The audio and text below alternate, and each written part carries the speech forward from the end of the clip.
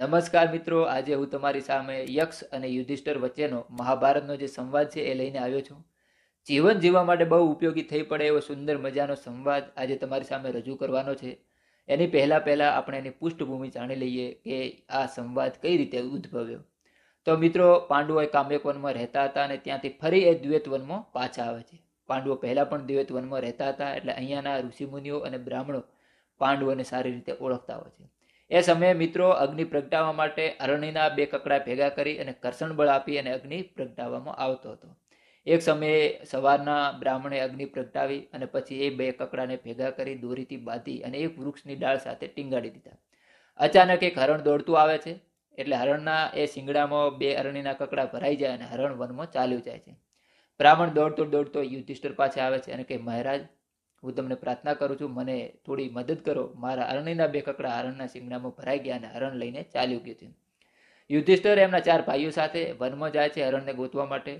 આખો દિવસ હરણને શોધે છે, પરંતુ હરણ ક્યાંય મળતું નથી. એટલે આખરે 4 ભાઈ અને યુધિષ્ઠિર થાકી અને એક વૃક્ષ નીચે બેસી જાય છે.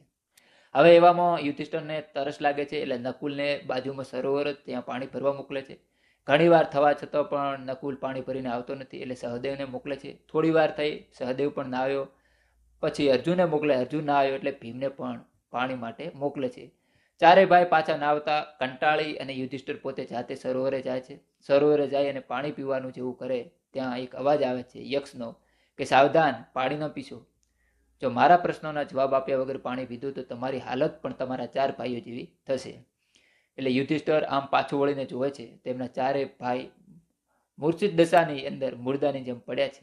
આ બધું જોઈ અને અચાનક યુધિષ્ઠિર ચોંકી જાય છે, પરંતુ ધીમેથી સ્વસ્થ થઈ અને યક્ષને પૂછે છે કે, યક્ષરાજ, પૂછો, તમારા શું પ્રશ્ન છે. એટલે હવે યક્ષ યુધિષ્ઠિરને જે પ્રશ્ન પૂછે છે એના બધા પ્રશ્નોના જવાબ યુધિષ્ઠિર આપે છે. મિત્રો, આ બહુ સુંદર સંવાદ આજે હું તમારી સામે રજૂ કરીશ. મારી પાસે જ મહાભારત પડી છે, બેઠો મહાભારતમાંથી હું એ અનુવાદ તમારી સામે રજૂ કરીશ, એટલે શું કોઈ ભૂલ પણ ના થાય અને આપણને પણ ખબર પડે કે ખરેખર ભારતના મહાકાવ્યોની અંદર કેટલું બધું ગુંઢ રહસ્ય છુપાયેલું છે, જે જીવન માટે બહુ ઉપયોગી છે. ચલો તો આપણે સંવાદ જોઈ લઈએ. યક્ષ પોતાના પ્રશ્નો પૂછવા માંડ્યો કે, ઉગાડી ઓકે કોણ ઊંઘે, જન્મ્યા પછી કોણનો હાલે કે ન ચાલે, પોતાના વ્યક્તિ કોનો વધારો થાય. યુધિષ્ઠિર જવાબ આપે છે કે, માછલું ઉગાડી ઓકે ઊંઘે, ઈંડા જન્મ્યા પછી હાલે કે ચાલે નહીં, અને નદી વ્યક્તિ પોતાનામાં વધારો કરે છે. આગળ પ્રશ્ન પૂછે છે કે, પૃથ્વી કરતાં મોટું કોણ, આકાશ કરતાં ઊંચું કોણ, વાયુ કરતાં વેગીલું કોણ અને કાશ કરતાં બળવામાં વધારે કોણ.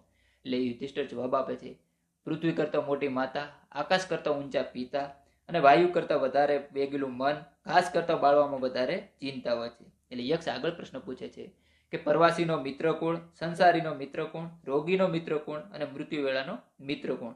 એટલે યુધિષ્ઠિર જવાબ આપે છે કે, પ્રવાસીનો મિત્ર સાથી, સંસારીનો મિત્ર પત્ની, રોગીનો મિત્ર વૈદ અને અંતવેળાનો એટલે મૃત્યુ વેળાનો મિત્ર દાન છે.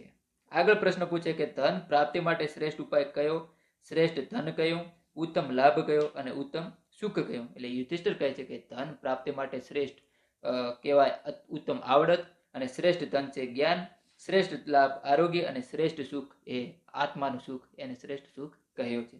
આગળ યક્ષ પ્રશ્ન પૂછે છે કે, પુરુષ કોણ કહેવાય અને સર્વ સંપત્તિનો અધિકારી કોણ. એટલે યુધિષ્ઠિર કહે છે કે, જે સત્કર્મ કરે એને પુરુષ કહેવાય, અને સુખ દુઃખ લાભ હાનિ પ્રિય અપ્રિય ભવિષ્ય તથા વર્તમાનમાં જે ક્ષમતા રાખે તેને સંપત્તિનો અધિકારી કહી શકાય. આગળ યક્ષ પ્રશ્ન પૂછે છે કે, પુરુષનું મૃત્યુ કેવું અને રાજ્યનું મૃત્યુ કેવું. એટલે યુધિષ્ઠિર જવાબ આપે છે કે, દરિદ્રતા એ પુરુષનું મૃત્યુ છે અને રાજ્યનું મૃત્યુ એ પ્રજાનો રાજ્ય પ્રત્યેનો અસંતોષ. આગળ પ્રશ્ન પૂછે છે કે, યક્ષ કહે છે કે, બ્રાહ્મણને ત્યાં જન્મ, ચારિત્ર્ય, વેદપાઠ અને વેદોનું જ્ઞાન એ 4માંથી કોને લીધે બ્રાહ્મણ કહેવાય. એટલે યુધિષ્ઠિર કહે છે કે, ઉજ્જવળ ચારિત્ર્ય હોય એને બ્રાહ્મણ કહેવાય, બાકી જન્મથી, વેદપાઠથી કે વેદ જ્ઞાનથી કોઈને બ્રાહ્મણ કહેવાતો નથી. આગળ વાત કરે છે કે, સાધુ કોણ અને કોની મૈત્રી નાશ પામતી નથી. એટલે યુધિષ્ઠિર કહે છે કે, સર્વનું જે કલ્યાણ કરે એને સાધુ કહેવાય, અને સાધુ સાથે કરેલી મૈત્રી ક્યારેય નષ્ટ પામતી નથી. આગળ યક્ષ પ્રશ્ન પૂછે છે કે, મૈત્રી તૂટવાનું કારણ શું અને ઘણા મિત્રો હોય એનો ફાયદો શું. એટલે યુધિષ્ઠિર જવાબ આપે છે કે, લોભ એ મૈત્રી તૂટવા માટેનું કારણ છે, અને વધુ મિત્રો જો સારા હોય તો સુખી થવાય. આગળ યક્ષ પ્રશ્ન પૂછે છે કે મીઠી વાણીથી સોલાપ અને વિવેકથી શું મળે?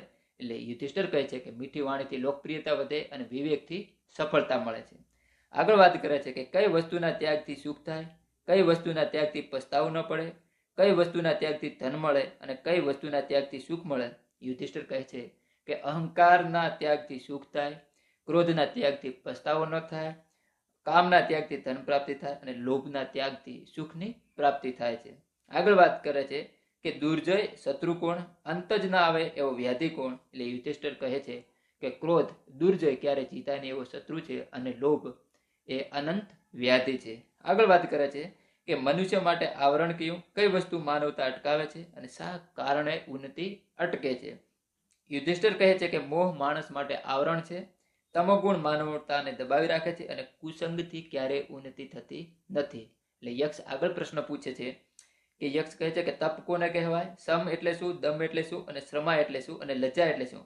એટલે યુધિષ્ઠિર કહે છે કે ષડ રીપુનું દમન એ તપ. ષડ રીપુ એટલે કામ, ક્રોધ, લોભ, મદ, મોહ અને મત્સર એ 6 સ્ત્રુ કીધા છે. એને દાબી રાખવા એને તપ કહેવાય. ચિત્તની શાંતિ એને સમ એટલે શાંતિ કહેવાય. મનનો નિગ્રહ એટલે મન ઉપર કંટ્રોલ રાખવો એને દમ કહેવાય. અને સર્વ દ્વંદ્વ સર્વદ્વંદ એટલે સુખ દુઃખ ભવિષ્ય ભૂતકાળ બધામાં સમાન ભાવ રાખવો એને ક્ષમતા કહેવાય કે શ્રમા કહેવાય.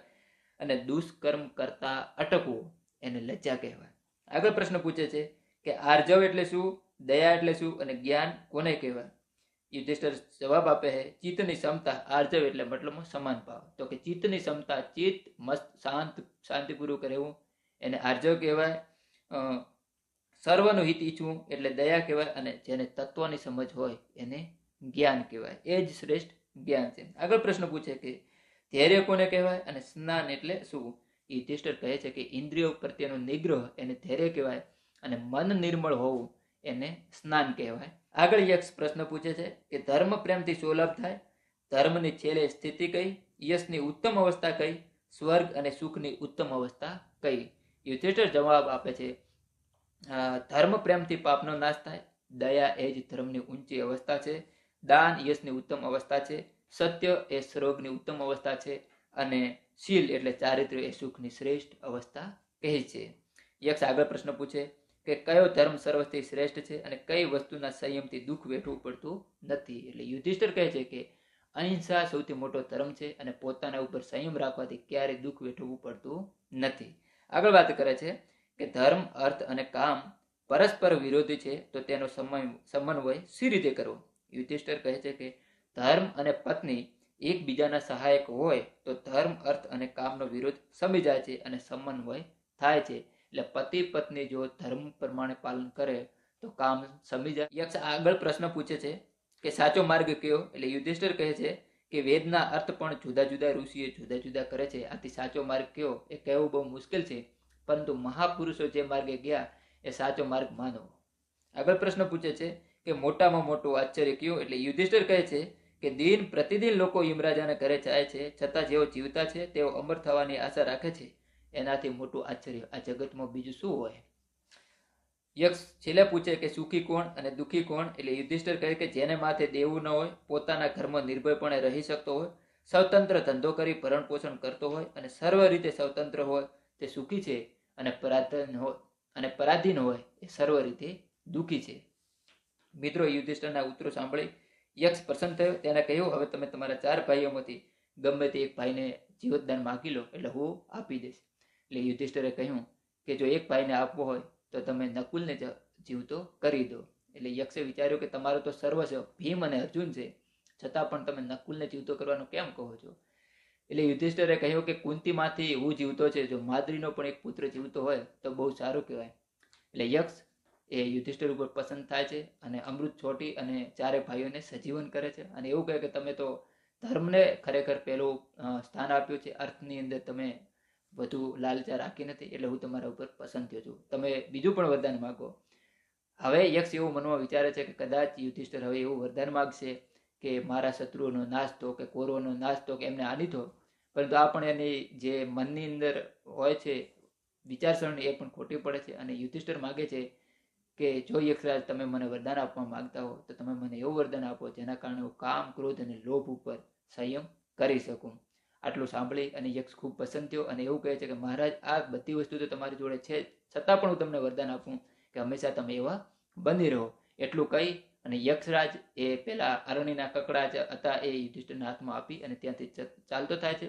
આ પાંચે ભાઈ પાછા રિટર્ન આવી અને બ્રાહ્મણને એ અરણીના કકડા આપી અને સુખેથી ફરી વનમાં રહેવા લાગે છે. મિત્રો, આવા મહાભારતના, રામાયણના, વેદ, ઉપનિષદ અને બધી પ્રકારના જે સારા સારા જ્ઞાનવર્ધક પ્રસંગ છે એ આપણી યુટ્યુબ ચેનલ ઉપર આપણે અપલોડ કરવાના જ છે. આ પરીક્ષાઓ પૂરી થાય એટલે વેકેશન આવશે અને વેકેશનની અંદર તમારી જોડે જો આવી બધી માહિતી હોય તો તમારો પણ જ્ઞાનનો ભંડાર વધ્યા જાય. મિત્રો, ગુજરાતી લેંગ્વેજમાં એક પણ એવી યુટ્યુબ ચેનલ નથી કે જેની અંદર મહાભારત, રામાયણ, વેદ, ઉપનિષદ અને ગીતાના પ્રસંગો સચોટ અને સારી રીતે કહેવાયા હોય. તો હું એ બધા પ્રયત્નો આ યુટ્યુબ ચેનલ ઉપર કરવાનો જ છું. તો તમે પણ યુટ્યુબ ચેનલને સબસ્ક્રાઇબ કરી લેજો અને તમારા 4 થી 5 મિત્રોને પણ શેર કરજો અને એમને પણ કહેજો કે સબસ્ક્રાઇબ કરવાનું ભૂલે નહીં. જય હિન્દ, જય શ્રી રામ.